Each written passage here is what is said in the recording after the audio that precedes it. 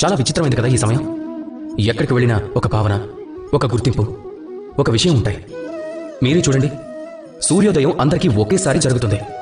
అంతేకాని కొంతమందికి ముందు కొంతమందికి తర్వాత జరగదు. అందరికీ ఒకేసారి సూర్యాస్తమయం కూడా ఒక్కసారి జరుగుతుంది.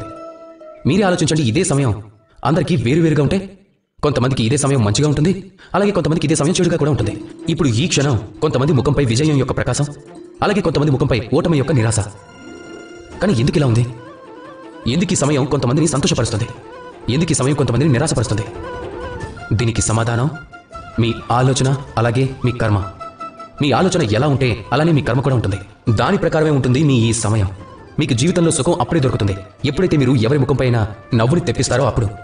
మీకు ప్రశాంతత అప్పుడే దొరుకుతుంది ఎప్పుడైతే మీరు ఎవరినైనా ప్రశాంతంగా ఉంచుతారో. అవును, ప్రతిసారి మీపై ఏది ఆధారపడి ఉండదు, మీరే అందరినీ ప్రశాంతంగా ఉంచగలరని. కానీ మీ స్వభావంలో ఇదైతే ఉండాలి, మీరు ఎవరికి దుఃఖం తెప్పించకూడదు, ఎవరిని నిరాశపరచకూడదు అని.